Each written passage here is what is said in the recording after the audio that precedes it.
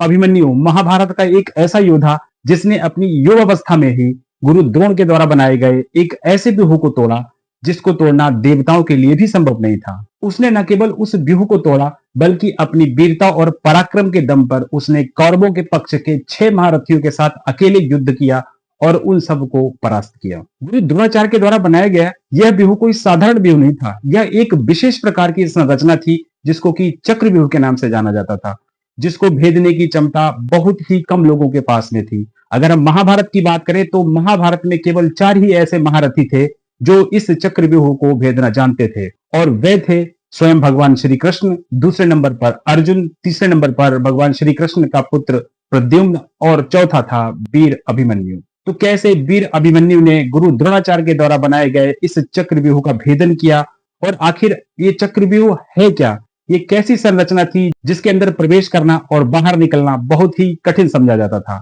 इन्हीं सारे प्रश्नों के उत्तर आज हम लोग इस वीडियो के माध्यम से जानने वाले हैं। तो वीडियो शुरू करने से पहले आप लोगों से निवेदन, अगर आपने अभी तक हमारे चैनल को सब्सक्राइब नहीं किया है तो प्लीज हमारे चैनल को सब्सक्राइब करें और साथ ही वीडियो में एंड तक बने रहें।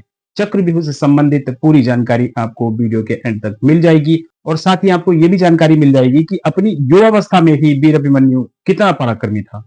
तो चलिए बिना विलंब के वीडियो को शुरू करते हैं। महाभारत के युद्ध का 13वां दिन था जब गुरु द्रोणाचार्य के द्वारा युधिष्ठिर को बंदी बनाने के लिए एक व्यूह तैयार किया गया जिसको कि गरुड़ व्यूह के नाम से जाना जाता है। गुरु द्रोणाचार्य के द्वारा बनाए गए इस गरुड़ व्यूह में लगभग युधिष्ठिर फंस ही चुके थे, और द्रोणाचार्य उनको लगभग बंदी बनाने वाले ही थे कि उसी समय सत्यजीत ने किसी प्रकार से युधिष्ठिर को उस व्यूह से बाहर निकाला। हालांकि आगे द्रोणाचार्य के साथ युद्ध करते समय सत्यजीत को वीर गति प्राप्त हुई। जब युधिष्ठिर के उस व्यूह से बच जाने की सूचना दुर्योधन को प्राप्त हुई तो दुर्योधन को बहुत क्रोध आया और उसने बड़े ही कड़वे शब्द, बड़े ही कटु शब्द गुरु द्रोणाचार्य से कहे।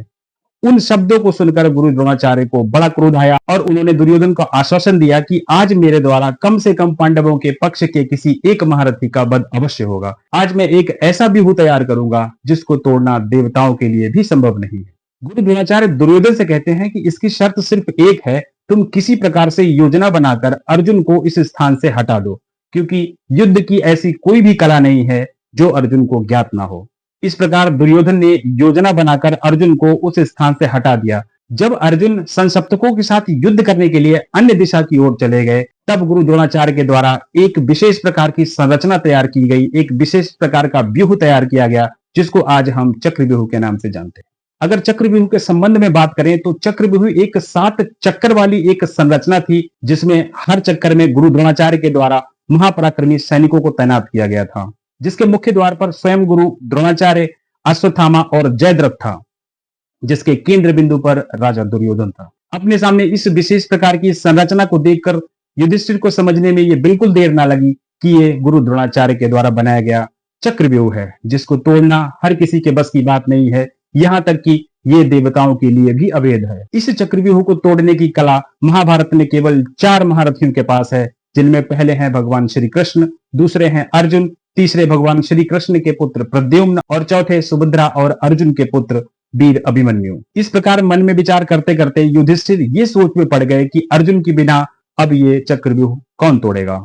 अपने ताऊ की इस प्रकार की बात सुनकर वीर अभिमन्यु उनके सामने आता है और अपने ताऊ युधिष्ठिर से कहता है कि इस चक्रव्यूह को भेदना मैं जानता हूं, मैं इस चक्रव्यूह को तोड़ूंगा। और जैसा कि मैं पहले बता चुका हूं कि अभिमन्यु अर्जुन और सुभद्रा का पुत्र था जो कि अपने मामा भगवान श्री कृष्ण के समान ही महापराक्रमी था। अभिमन्यु ने युधिष्ठिर से कहा कि चक्रव्यूह तोड़ने का उपाय मेरे पिता मुझे बता चुके हैं, लेकिन इससे बाहर निकलने की कला से मैं अभी तक अनभिज्ञ हूं। अगर मैं इसके अंदर जाकर किसी प्रकार से फंस गया तो बाहर निकलना मेरे बस की बात नहीं होगी। युधिष्ठिर ने अभिमन्यु से कहा कि इस चक्रव्यूह की सेना को भेद कर तुम किसी प्रकार से द्वार बनाओ, हम सब पीछे पीछे आपकी रक्षा के लिए चलेंगे। इस प्रकार अभिमन्यु ने उस चक्रव्यूह के भीतर प्रवेश किया और अंदर प्रवेश करते ही उसने अपने बल और पराक्रम को दिखाना प्रारंभ कर दिया। अब यहाँ पर समस्या ये उत्पन्न हो गई कि चक्रव्यूह के मुख्य द्वार पर स्वयं गुरु द्रोणाचार्य के साथ में अश्वत्थामा और जयद्रथ था।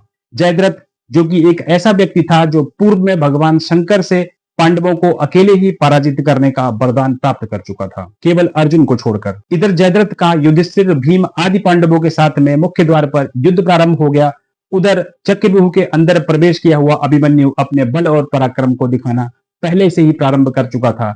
उसके चक्रव्यूह के भीतर जाते ही बहुत सारे महापराक्रमियों ने एक साथ अभिमन्यु के ऊपर आक्रमण कर दिया। लेकिन अभिमन्यु अस्त्र चलाने में इतना ज्यादा फुर्तीला था, इसलिए जो जो वीर उसके सामने आता गया मृत्यु को प्राप्त होता चला गया। वीर अभिमन्यु के इस प्रकार के अतुलित पराक्रम को देखकर कौरवों की सेना में भगदड़ मच गई। सब इधर उधर युद्ध छोड़कर भागने लगे। देखते देखते अभिमन्यु ने उस चक्रव्यूह के भीतर लाशों के ढेर लगा दिए। इसके पश्चात एक समय ऐसा आता है कि जब उस चक्रव्यूह के भीतर एक तरफ अकेला वीर अभिमन्यु होता है और दूसरी तरफ कौरवों के पक्ष के महान धनुर्धर 6 महारथी होते हैं, जिनमें की कृपाचार्य, द्रोणाचार्य, अश्वत्थामा और कर्ण भी सम्मिलित होते हैं। लेकिन इन 6 महारथियों ने मिलकर भी अभिमन्यु का कुछ न बिगाड़ सका। अभिमन्यु ने अपने तीखे बाण मारकर इन 6 महारथियों को युद्ध से विमुख किया। इस प्रकार उस चक्रव्यूह के भीतर सभी महारथियों को लगभग अभिमन्यु के द्वारा पराजित होना पड़ा। इसके बाद में जब कर्ण और अभिमन्यु के मध्य में युद्ध हुआ तो अभिमन्यु की तीखे बाणों की मार कर्ण से सहन न हो सकी और कर्ण ने गुरु द्रोणाचार्य से जाकर कहा कि मुझे इतनी पीड़ा हो रही है कि अब इस युद्ध क्षेत्र में खड़ा होना भी मेरे लिए मुश्किल हो रहा है। अतः आप जल्द से जल्द कोई ऐसी योजना बनाएं जिससे अभिमन्यु को मारा जा सके। कर्ण की इस प्रकार की वेदना को सुनकर गुरु द्रोणाचार्य ने हंसते हुए कहा कि एक तो ये युवा बहुत ही फुर्तीला है,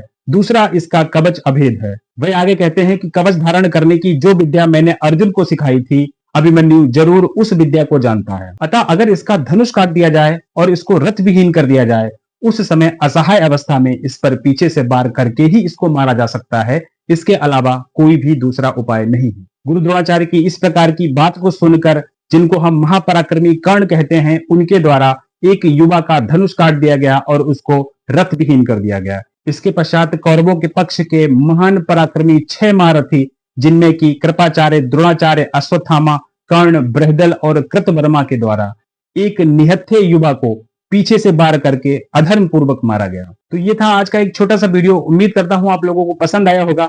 अगर वीडियो अच्छा लगा हो तो प्लीज वीडियो को लाइक करें, चैनल को सब्सक्राइब करें। वीडियो देखने के लिए बहुत बहुत धन्यवाद।